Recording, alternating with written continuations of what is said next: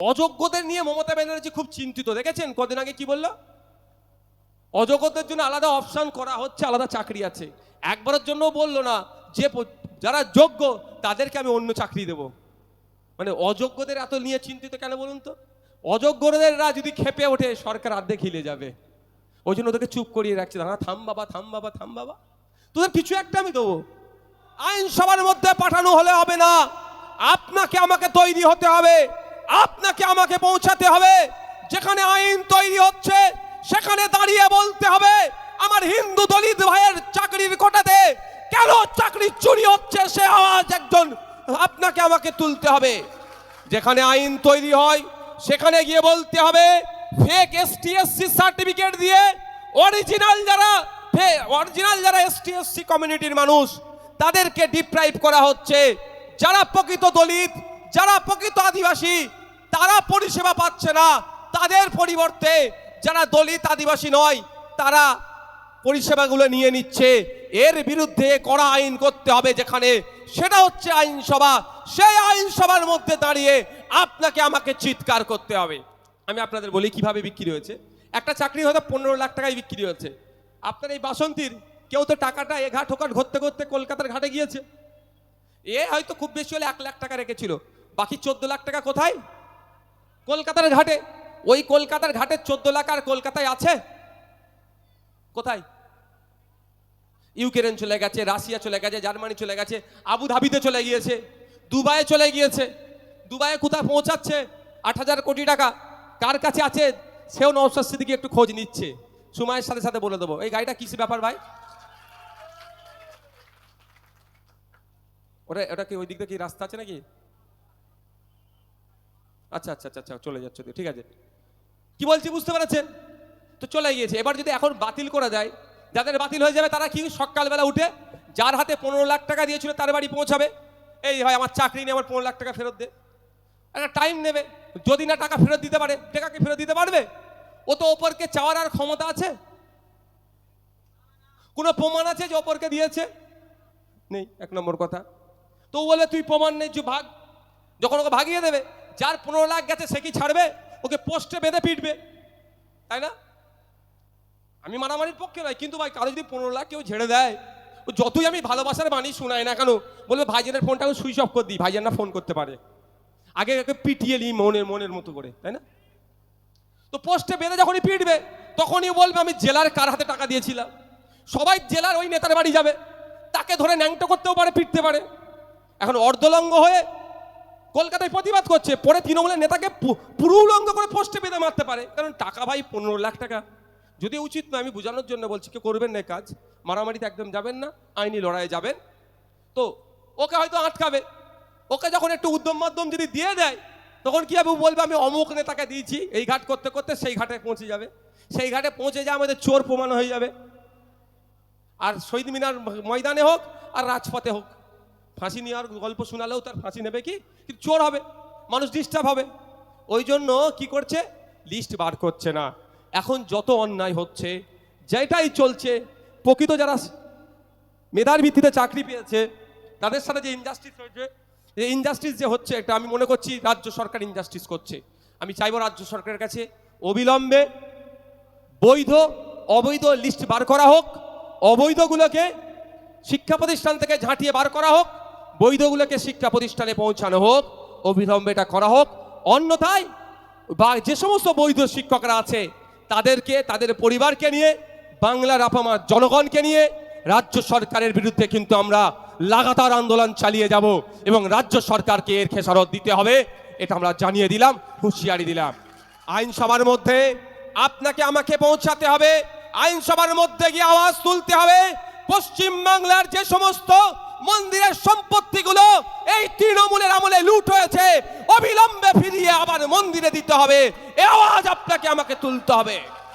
আইনসভার মধ্যে তাকে পাঠাতে হবে, যে আইনসভার মধ্যে দাঁড়িয়ে কেন্দ্র সরকারের নিয়ে আসা এই আইনের প্রবলভাবে বিরোধিতা করবে এবং শুধুমাত্র এই আইন মুসলমানদেরকে দুর্বল করছে সেটা নয়, সংবিধানের উপরে আঘাত দিচ্ছে, বাবা সাহেব আম্বেদকর অক্লান্ত পরিশ্রম করে যে সংবিধান আমাদেরকে উপহার দিয়েছিল, আজকে কিছু বর্বরের দলেরা, যেটা জ্যোতিবাবুর ভাষায় যাদেরকে বর্বর বলেছিলেন, তারা বাবা সাহেব আম্বেদকরের এই পরিশ্রমকে বৃথা করার চেষ্টা করছে।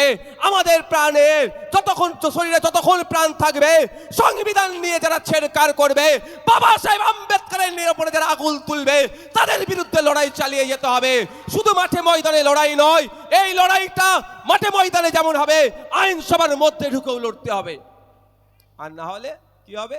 এই মন্দিরের সম্পত্তি চুরি হবে, মসজিদের জায়গা বিক্রি হয়ে যাবে, মন্দির কমিটি কিছু বলতে গেলে, মসজিদ কমিটি কিছু বলতে গেলে ধরে মিথ্যা কেস দিয়ে জেলে ভরে দেবে। হচ্ছে না? শুধু কি মসজিদের জায়গা রক্ষা করবে নাকি? প্রকৃত মানুষ যে হবে, মন্দির মসজিদ কবরস্থান শ্মশান দেখতে যাবে না। যার উপরে অন্যায় নেমে আসবে, তার পাশে থেকে অন্যায়কারীর বিরুদ্ধে সর্বোচ্চ দিয়ে লড়াই করবে। তাই তো নাকি ভাই? এটা পশ্চিমবঙ্গ। কিন্তু দুর্ভাগ্য, পশ্চিমবাংলার ক্ষমতার মসনদে যাকে আমরা বসিয়ে রেখেছি, সে চায় না পশ্চিমবাংলার মধ্যে ধর্মীয় যে উন্মাদনা ছড়িয়ে দেওয়ার চেষ্টা হচ্ছে সেটা বন্ধ করা হোক। সে চায় না এখানকার হিন্দু মুসলমান নির্বিশেষে শান্তির সাথে থাকুক, সে কোনোদিন চাইছে না। তা না চাওয়ার ফলে আমি বলছি, উদাহরণ কয়েকটা দিচ্ছি। কয়েকটা বিজেপির নেতা যেভাবে হিন্দু মুসলমানের মধ্যে ঐক্য বিনষ্ট করার জন্য বাজে বাজে মন্তব্য করছে, কারো বিরুদ্ধে মমতা ব্যানার্জির সরকারের আমলে রাজ্য প্রশাসন ব্যবস্থা গ্রহণ করেছে? বলুন আপনারা, কেন করেনি? ব্যবস্থা গ্রহণ করলেই তো সমস্যার হবে না। আর সমস্যা না হলে বিজেপি আর তৃণমূল রাজনৈতিক ফায়দা নেবে কিভাবে? 26,000 চাকরি বাতিল হয়েছে আমাদের রাজ্যে। এর যে আইভার কার? রাজ্য সরকারের। রাজ্য সরকারকে, পর্ষদকে, এসএসসিকে বারবার কোর্ট বলেছিল যে তুমি তথ্য দাও আমাদেরকে কজন অবৈধ পন্থা অবলম্বন করে চাকরি পেয়েছে। কিন্তু রাজ্য সরকার, এসএসসি, পর্ষদ এক তথ্য দেয়নি। 3 জন 3 রকম তথ্য দিয়ে ঘেটে ঘ করে দিয়েছে। আর সিবিআই যে কি হলো ভাই? কি হয়েছে? কথা কিসের হতো? কি কি বলছে গো? সব হবে, 100 বার হবে।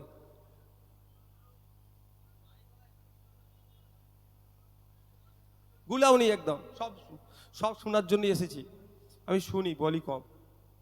বলার সময় এখন এসেছে আমার, আমাকে ডিস্টার্ব করো না। এখন তোমার বলার যখন সময় দেবো বলবে অবশ্যই। তো রাজ্য সরকার সম্পূর্ণ দায়ী। এত অনেক গল্প শোনাচ্ছে, অনেক কিছু বলছে, আমি চিন্তিত। 20,000 গ্রুপ সি, গ্রুপ ডি 25,000, এইসব 25-20 এই ধরনের অনেক গল্প শোনাচ্ছে। গ্রুপ মানে কি plan A B C D X Y Z পর্যন্ত আছে এদের কাছে। কিন্তু এত প্ল্যানেরও দরকার নেই, এত ডিস্টার্বেরও চিন্তিত হওয়ার দরকার নেই। শুধু দরকার কি, কজনকে অবৈধ পন্থা অবলম্বন করে চাকরি দিয়েছে তাদের লিস্ট বার করে দিক, তাদেরকে বাতিল করে দিক। রিভিউ পিটিশনে গিয়েছে, ওর সাথে শুধু অ্যাটাচ করে দিক যে এতজনকে আমরা অবৈধ পন্থা অবলম্বন করে চাকরি দিয়েছি, এদেরকে আমরা বাদ দিয়ে দিলাম, কাজ। তাহলে বৈধগুলো চাকরি পেয়ে গেল। কিন্তু এটা না করে কি করছে? হই হই করছে, মানুষকে, পাবলিককে বোকা বানাচ্ছে। আমার আর একটা কথা বলছি, এরা কোনোদিন লিস্ট বার করবে না। বার করলে এদের দলের নেতাদের পিঠে আর চামড়া থাকবে না। তাদের কোন নেতাগুলো? যারা টাকা নিয়ে চাকরি বিক্রি করেছে। আমি আপনাদের বলি কিভাবে বিক্রি হয়েছে। একটা চাকরি হয়তো 15 লাখ টাকায় বিক্রি হয়েছে। আপনার এই বাসন্তীর কেউ তো টাকাটা ঘাট ওঘাট ঘুরতে ঘুরতে কলকাতার ঘাটে গিয়েছে, এ হয়তো খুব বেশি হলে 1 লাখ টাকা রেখেছিল, বাকি 14 লাখ টাকা কোথায়? কলকাতার ঘাটে। ওই কলকাতার ঘাটে 14 লাখ আর কলকাতায় আছে কোথায়? ইউক্রেন চলে গেছে, রাশিয়া চলে গেছে, জার্মানি চলে গেছে, আবুধাবিতে চলে গিয়েছে, দুবাইয়ে চলে গিয়েছে। দুবাইয়ে কোথায় পৌঁছাচ্ছে? 8,000 কোটি টাকা কার কাছে আছে সেও নওশাদ সিদ্দিকী একটু খোঁজ নিচ্ছে। সময়ের সাথে সাথে বলে দেবো। এই গাড়িটা কিসের ব্যাপার ভাই? ওটা কি ওই দিক দিয়ে কি রাস্তা আছে নাকি? আচ্ছা আচ্ছা আচ্ছা আচ্ছা, চলে যাচ্ছে, ঠিক আছে। কি বলছি বুঝতে পেরেছেন তো? চলে গিয়েছে। এবার যদি এখন বাতিল করা যায়, যাদের বাতিল হয়ে যাবে তারা কি সকালবেলা উঠে যার হাতে 15 লাখ টাকা দিয়েছিল তার বাড়ি পৌঁছাবে, এই ভাই আমার চাকরি নিয়ে আমার 15 লাখ টাকা ফেরত দে। একটা টাইম নেবে, যদি না টাকা ফেরত দিতে পারে, টাকা কি ফেরত দিতে পারবে? ও তো ওপরকে চাওয়ার আর ক্ষমতা আছে? কোনো প্রমাণ আছে যে ওপরকে দিয়েছে? নেই, এক নম্বর কথা। তো ও বলবে তুই প্রমাণ নেই, যে ভাগ। যখন ওকে ভাগিয়ে দেবে, যার 15 লাখ গেছে সে কি ছাড়বে? ওকে পোস্টে বেঁধে পিটবে, তাই না? আমি মারামারির পক্ষে নয়, কিন্তু ভাই কারো যদি 15 লাখ কেউ ঝেড়ে দেয়, ও যতই আমি ভালোবাসার বাণী শোনাই না কেন, বলবে ভাইজানের ফোনটা আমি সুইচ অফ করে দিই, ভাইজান না ফোন করতে পারে। আগে আগে পিটিয়ে নিই মনের মতো করে, তাই না? তো পোস্টে বেঁধে যখনই পিটবে, তখনই বলবে আমি জেলার কার হাতে টাকা দিয়েছিলাম। সবাই জেলার ওই নেতার বাড়ি যাবে, তাকে ধরে ন্যাংটো করতেও পারে, পিটতে পারে। এখন অর্ধলঙ্গ হয়ে কলকাতায় প্রতিবাদ করছে, পরে তৃণমূলের নেতাকে পুরো উলঙ্গ করে পোস্টে বেঁধে মারতে পারে। কারণ টাকা ভাই 15 লাখ টাকা, যদি উচিত নয়, আমি বোঝানোর জন্য বলছি, কেউ করবেন না কাজ, মারামারিতে একদম যাবেন না, আইনি লড়াইয়ে যাবেন। তো ওকে হয়তো আটকাবে, ওকে যখন একটু উদ্যম মাধ্যম যদি দিয়ে দেয়, তখন কি হবে? বলবে আমি অমুক নেতাকে দিয়েছি, এই ঘাট করতে করতে সেই ঘাটে পৌঁছে যাবে। সেই ঘাটে পৌঁছে যা আমাদের চোর প্রমাণ হয়ে যাবে। আর শহীদ মিনার ময়দানে হোক আর রাজপথে হোক, ফাঁসি নেওয়ার গল্প শোনালেও তার ফাঁসি নেবে কি, কিন্তু চোর হবে, মানুষ ডিস্টার্ব হবে। ওই জন্য কি করছে? লিস্ট বার করছে না। এখন যত অন্যায় হচ্ছে, যেটাই চলছে, প্রকৃত যারা মেধার ভিত্তিতে চাকরি পেয়েছে তাদের সাথে যে ইনজাস্টিস হয়েছে, যে ইনজাস্টিস যে হচ্ছে, এটা আমি মনে করছি রাজ্য সরকার ইনজাস্টিস করছে। আমি চাইবো রাজ্য সরকারের কাছে অবিলম্বে বৈধ অবৈধ লিস্ট বার করা হোক, অবৈধগুলোকে শিক্ষা প্রতিষ্ঠান থেকে ঝাঁটিয়ে বার করা হোক, বৈধগুলোকে শিক্ষা প্রতিষ্ঠানে পৌঁছানো হোক, অবিলম্বে এটা করা হোক। অন্যথায় বা যে সমস্ত বৈধ শিক্ষকরা আছে তাদেরকে, তাদের পরিবারকে নিয়ে, বাংলার আপামার জনগণকে নিয়ে রাজ্য সরকারের বিরুদ্ধে কিন্তু আমরা লাগাতার আন্দোলন চালিয়ে যাব এবং রাজ্য সরকারকে এর খেসারত দিতে হবে, এটা আমরা জানিয়ে দিলাম, হুঁশিয়ারি দিলাম। আপনারা কি চাইবেন না আপনার পাড়ার রাম কাকুর ছেলে, যে রাম কাকা সকালে উঠে মাঠে যেত, তার কৃষকের কাজ করত, শ্রমিক ছিল, সকালে উঠে এই বাসন্তী বাজারে আসতো, কন্ট্রাক্টরের কাজ করত, যে তিল তিল করে যা ইনকাম করেছে, তার ছেলেকে পড়িয়েছে, তার ছেলের মেধার ভিত্তিতে চাকরি পেয়েছিল। আর অন্যের ছেলে, বড় লোকের দামাল ছেলে, যুক্ত অক্ষর বানান করতে পারেনি, বাবার 15 লাখ টাকা আছে দিয়ে দিল, আর রাম কাকার ছেলেটার চাকরি বাতিল হয়ে গেল। এর বিরুদ্ধে আমাদের লড়তে হবে না? আমাদের রাম কাকা, রহিম চাচা দেখার প্রয়োজন নয়, যার সাথে অন্যায় হবে তার পাশে আমাদের দাঁড়াতে হবে এবং এখান থেকে সরকারকে আওয়াজ দিতে হবে। অবিলম্বে 26,000-এর মধ্যে যারা যোগ্যতা সম্পূর্ণ, যারা যোগ্য, তাদেরকে শিক্ষা কেন্দ্রে পাঠানো হোক এবং অযোগ্যগুলোকে টেনে হিঁচড়ে জেলের মধ্যে রাখা হোক। অযোগ্যদের নিয়ে মমতা ব্যানার্জি খুব চিন্তিত, দেখেছেন কদিন আগে কি বলল? অযোগ্যদের জন্য আলাদা অপশন করা হচ্ছে, আলাদা চাকরি আছে। একবারের জন্য বললো না যে যারা যোগ্য তাদেরকে আমি অন্য চাকরি দেব। মানে অযোগ্যদের এত নিয়ে চিন্তিত কেন বলুন তো? অযোগ্যদেররা যদি খেপে ওঠে, সরকার আর্ধেক হিলে যাবে। ওই জন্য ওদেরকে চুপ করিয়ে রাখছে, হ্যাঁ থাম বাবা, থাম বাবা, থাম বাবা, তোদের কিছু একটা আমি দেবো। বুঝতে পারছেন বন্ধুগণ? ফিরে আসি একবার, শেষ যেটা আছে আপনার আরজি করে তিলোত্তমার একটা পয়েন্ট দিয়ে আছে, এটাকে বলে আমি ওয়াকাফে চলে যাব। হ্যাঁ, কটা বাজে? তিলোত্তমার কথাটা শুনবেন তো নাকি ভাই? হ্যাঁ, শুভেন্দু অধিকারী বলছে হিন্দু হিন্দু ভাই ভাই, বেশ ভালো কথা। যদি অন্তত হিন্দু ভাইরা সুরক্ষিত থাকে, তা কি অসুবিধা হবে একজন মুসলমানের জন্য? অসুবিধা হবে, অসুবিধা হবে। আমরাও চাই আমাদের রাজ্যের প্রত্যেকটা নাগরিক সুরক্ষিত থাকুক। যদি আমার রাজ্যে হিন্দু ভাইরা বেশি সুরক্ষিত থাকে, আমি একজন রাজনৈতিক নেতা হিসাবে, আমার নিজস্ব ধর্মীয় পরিচয় আছে, সেই জায়গায় দাঁড়িয়ে বলছি নওশাদ সিদ্দিকী এগ্রি করবে আমার হিন্দু ভাইরা আমাদের রাজ্যে বেশি প্রোটেক্ট থাকুক। তাই চাই, অসুবিধা হবে? প্রত্যেক নাগরিক প্রোটেক্ট থাকুক, প্রোটেকশনের মধ্যে থাকুক। যদি হিন্দু ভাইরা থাকে আর একটু বেশি, কোনো অসুবিধা নাই। কিন্তু প্রশ্ন আমার এখানে, হিন্দু হিন্দু ভাই ভাই, ভোট মিটলে বলবো আর বলা যাবে না কথাটা, না? বুঝতে পেরে গেছেন তো কি বলতে চাইছি? বুঝে গেছে? আমি বলতে লাগবে না, বুঝে গেছেন তো?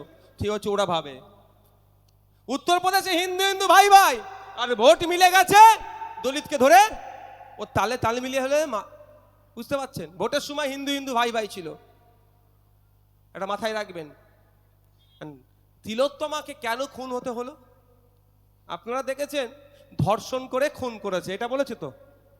আমি হিন্দু ভাই ভাই প্রসঙ্গটা আনলাম এই জন্যই, আমরা ধর্ম নিয়ে ভাবি না, প্রতিবাদ আমরা করি, তিলোত্তমার জন্য প্রতিবাদ করি, আজকেও প্রতিবাদ হচ্ছে, তাই না? আমরা প্রচুর র্যালি করেছি, অনেক প্রতিবাদ সভাও করেছি, কলকাতাতেও করেছি, তার বাড়িতে গিয়েছি। কিন্তু তিলোত্তমার ধর্মীয় পরিচয়টা কি ভাই বলুন? মুসলমান কি? শুভেন্দু অধিকারী যাদেরকে ভাই ভাই করছে তার মধ্যে পড়ে। তাহলে সিবিআই মামলাটা দেখছিল। তার আগে আসা যায়, ছোট্ট করে বলি কেন খুন হতে হলো। তিলোত্তমাকে খুন হতে হয়েছে আপনার জন্য, আপনাদের জন্য বলে রাখছি। তিলোত্তমাকে খুন হতে হয়েছে আমাদের জন্য, এটা মাথায় রাখবেন। ওই যে হসপিটালটা আছে, ফেক ঔষধ দেওয়া হতো, শুনলাম ডুপ্লিকেট সেলাইন দেওয়া হতো, ওখানকার ওটি রুমের মধ্যে মচ্ছব করত। এর প্রতিবাদ আপনার আমার বাড়ির মেয়ে তিলোত্তমা করেছিল। আর কি হতো, মর্গে যে সমস্ত মহিলাদের লাশ থাকতো, ওই মহিলাদের লাশগুলোকে নিয়ে নোংরামি করত, নোংরামি করে ভিডিও করে বিদেশের মার্কেটে বিক্রি করত। এর প্রতিবাদ কে করেছিল? আপনার আমার বাড়ির মেয়ে তিলোত্তমা। আর কি হতো, ওখানে যে সমস্ত অনেক লাওয়ারিস লাশ হয় না, অ্যাক্সিডেন্ট মারা গেছে, খুঁজে পাওয়া যাচ্ছে না কেউ, ওই মর্গে থাকতো। তারপরে নির্দিষ্ট টাইমের পরে সিস্টেমে যেটা হতো, ওরা ওই লাওয়ারিস লাশকে বিক্রি করে দিত। তৃণমূলের লেভেল বুঝতে পেরেছেন তো? তৃণমূলের সাথে যুক্ত এরা লাশকেও ছাড়ছে না, মৃত লাশকেও বিক্রি করে দিত। এর প্রতিবাদ তিলোত্তমা করেছিল। সেই জন্য প্রথমে তিলোত্তমাকে খুন করেছে, তারপরে ধর্ষণ করানো হয়েছে। কারণটা কি? স্বাভাবিকভাবে যদি একটা লাশ এখান থেকে উদ্ধার হয়, আপনি আমি কি বলবো, কি কারণে মারলো বাবু লোকটাকে? আর একটা মহিলার লাশ যদি উদ্ধার হয়, শুধু লাশ যদি থাকে, তাকে রেপ না করে, তাহলে কি বলবে, তাহলে কেন মারলো? আর যদি রেপ করে খুন করিয়ে দেয়, একটাই রেপ করেছিল বলে দেবে, ওই জন্য খুন করে দিয়েছে, তাই না? তাই তো, এর বাইরে চিন্তা হয় না আমাদের।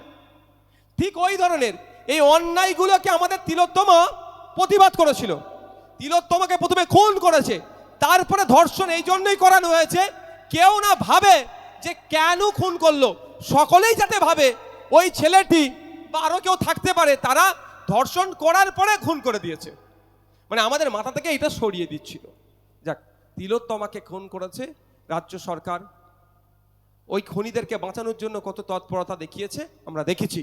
কিন্তু আমাদের ভুলে গেলে চলবে না যে কেন্দ্র সরকারের আজকে অমিত শাহজি এসেছেন, কি বলে আমরা দেখব তিলোত্তমাকে নিয়ে। কারণ যে অমিত শাহজির নিজের দপ্তর দপ্তরের মধ্যে সিবিআই আছে, সিবিআই বলছে কোর্টে, যেই দিনকে তিলোত্তমাকে খুন করা হয়েছিল, ওই দিনকে ওই করিডোরে 54 থেকে 55 জন যাতায়াত করেছে, এটা বলেছে। কিন্তু ওই 54-55 জনকে সিবিআই খুঁজে পাচ্ছে না। হতে পারে দিল্লি থেকে এসেছে, নাও খুঁজে পেতে পারে, কিন্তু খোঁজার তো চেষ্টা কি করেছে সিবিআই? আমি বলছি সিবিআই খোঁজার চেষ্টা করেনি। আমি যদি ভুল বলি, বিজেপি তো আমার বিরুদ্ধে মামলা করবেই, তৃণমূলও কিন্তু ছাড়বে না, এটা মাথায় রাখুন। আমরা একটা শব্দ, আমি একবার দালাল বলেছিলাম, ওর জন্য আমার পুলিশকে আজ না আমার কাছে নোটিশ এসে গিয়েছিল, একটা পুলিশকে দালাল বলেছিলাম না, আর অনুব্রত মণ্ডল মা মাসি এক করে দিল। ওকে ধরে এতক্ষণ তো জেলের মধ্যে রাখা দরকার ছিল। আরে পুলিশের মা আমার মা নয়, পুলিশের মেয়ে আমার বোন নয়, পুলিশের স্ত্রী আমার ভাবি নয়, বৌদি নয়, আমার তারা নয়। পুলিশ আমাদের সামাজিক বন্ধু। যারা নোংরামি করছে পুলিশের থেকে, শাসকের চাটুকারিতা করছে, তাদের বিরুদ্ধে আমরা। কিন্তু তার বাড়ির মেয়েদেরকে নিয়ে যেভাবে কুৎসিত ভাষা আক্রমণ করলো, এতদিন তো অনুব্রতকে জেলের মধ্যে রাখা দরকার ছিল, সেটা হলো না। তাহলে এর পরবর্তীতে দেখবেন পুলিশের প্রতি আরো মানুষের খারাপ, সাধারণ মানুষ দেবেন গাল দিতে শুরু করবে। এটা উচিত কেউ করবেন না, কেউ গালাগালি দেবেন না। কিন্তু যদি অনুব্রতর ঘাটটা ধরে জেলের মধ্যে ভরে দিত না পুলিশকে, পুলিশের সম্মান ফিরে পেত।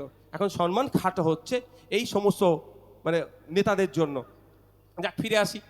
54 থেকে 55 জনের ওইখানে ওই যখন খুন হয় তার মধ্যে ছিল, কিন্তু খুঁজে পাচ্ছে না। ভাই, খুঁজে পাওয়ার চেষ্টা করলে তো খুঁজে পাবে। খুঁজলে কারা বেরোবে? তৃণমূলের নেতার দামাল ছেলে, দামাল মেয়েরা বেরিয়ে পড়বে। নেতা বা নেতার আশপাশের জ্যাঠার ছেলে, মামার ছেলে, খালার ছেলের আত্মীয় স্বজন বেরিয়ে পড়বে। ওই জন্য ধামাচাপা দাও। এই ধামাচাপা শুধুমাত্র একা তৃণমূল দেয়নি, বিজেপিও এর সাথে যুক্ত আছে। কারণ 54-55 জন ওই করিডোরে ছিল, আপনি খুঁজে পেলেন না যখন, আপনার উচিত কি ছিল হতো? আপনার কি উচিত হতো? ওই 54-55 জনের ছবিগুলো সিসিটিভিতে পাওয়া যাচ্ছে, গোল গোল মার্ক করে সিবিআই যে ওয়েবসাইট আছে, বিভিন্ন সোশ্যাল মিডিয়ায় যে পেজ আছে, বিভিন্ন মেইন স্ট্রিম মিডিয়াতে, পেপার পত্রিকাতে পাবলিশ করে দেওয়া, তাই না ভাই? যে এই এই এই 54-55 জন কারা, এদের নাম ঠিকানা ফোন নাম্বার, যদি নাম ঠিকানা অ্যাড্রেস যদি পান, ফোন নাম্বার দিয়ে দেওয়া, সিবিআইয়ের অফিসিয়াল নাম্বার, যে আপনারা এতে আমাদেরকে পৌঁছাবেন। তাহলে আমার পাড়ার যদি ওই 54-55 জনের মধ্যে কেউ থাকে, আমি তো সিবিআইকে টুক করে পৌঁছে দিতে পারতাম, তাহলে ধরা পড়তো না তারা। তাহলে এখনো 54-55 জন যারা ওই রাতে ওখানে ঘুরঘুর করছিল, তারা বাইরে এখন হাওয়া খেয়ে ঘুরছে। তাই আমাদের লড়াই চালিয়ে যেতে হবে। তিলোত্তমা আমাদের জন্য খুন হয়েছে, ঠিক আমরা যেমন এখানে বসে আছি 42 দিন, মালেক ভাই প্রায় 80 দিন জেল খেটেছে, আমাদের নিজের স্বার্থের জন্য নয়, আপনাদের জন্য। রুটি কথা বলেছিলাম, শিক্ষার দাবি ছিল, স্বাস্থ্যের দাবি ছিল, মানুষের মৌলিক অধিকারের কথা বলেছিলাম, সম্প্রীতির কথা বলতাম, ঐক্যের কথা বলতাম, হিন্দু মুসলমানের মধ্যে যাতে কমিউনাল হারমোনি গড়ে ওঠে তার কথা বলতাম। এটাই ছিল আমাদের অপরাধ। আমাকে 42 দিন, মালেক ভাইকে 80 দিন জেলে রেখেছে, কারণটা আমি আপনাদের জন্য কথা বলেছিলাম। ঠিক একইভাবে আমার আপনার বাড়ির মেয়ে তিলোত্তমাকে খুন হতে হয়েছে আপনার আমার জন্য কথা বলার, আমার আপনার হয়ে তারা সওয়াল করছিল, আপনার আমার হয়ে প্রতিবাদ করছিল। তাই আমাদের নৈতিক দায়িত্ব শুধু তিলোত্তমার পরিবার প্রতিবাদ করবে না, আপনাকে আমাকে দায়িত্ব নিতে হবে। যতদিন না পর্যন্ত তিলোত্তমা ন্যায় বিচার পাচ্ছে, আমরা রাজপথ ছাড়বো না। আমরা যেখানে যাব, যেখানে উঠা বসা করবো, সেখানে একটাই চর্চা, যে একটা ডক্টরকে তার হসপিটালের মধ্যে খুন করে দেওয়া হলো, এখনো যারা যারা যুক্ত শাস্তি পাচ্ছে না কেন, এই নিয়ে চর্চা করতে হবে। অবিলম্বে সমস্ত কালপিটগুলোকে খুঁজে বার করে ফাঁসির ব্যবস্থা হোক, সর্বোচ্চ শাস্তি পাক, তার দাবি তুলতে হবে। আমাদের তিলোত্তমার খুনিরা না ছাড় পায়, তার আওয়াজ তুলতে হবে। বন্ধুগণ, হবে তো নাকি? না তিলোত্তমা হিন্দু বলে প্রতিবাদ করবেন না? হ্যাঁ, এইটাই তো না হয়ে যায়। একদম ওই বিজেপি তৃণমূলের পাল্লায় পড়ে যাবেন না। ধর্ম দেখে প্রতিবাদ ও ধ্বংসের আলামত, বুঝতে পারছেন? এরা চাইছে বিজেপি তৃণমূল আজকে আলাদা করতে পারলেই তো ওদের লাভ। প্রশ্ন তুলবে তো পারতে হবে তখন তো, যে বাসন্তীর ব্লক হসপিটালের অবস্থা তো খারাপ কেন, বাসন্তীর শিক্ষা প্রতিষ্ঠানগুলোর অবস্থা খারাপ কেন, এসব বলতে হবে না আলাদা রাখলে। আর যত হিন্দু মুসলমান কাছে আসবে, রাম রহিম এক হয়ে, সরস্বতী ফতেমা এক হয়ে আন্দোলনে নামবে। এটা বিজেপিও চায় না, তৃণমূলও চায় না। মাথায় রাখবেন, আপনারা যত বিভেদ করবেন তত বিজেপি তৃণমূলের লাভ, আর সাধারণ মানুষ এলাকার হিন্দু মুসলমান নির্বিশেষে তাদের ক্ষতি হবে। এবার আপনারা কোনটা গ্রহণ করবেন সেটা সম্পূর্ণ আপনাদের উপরে ছেড়ে দিলাম আমি।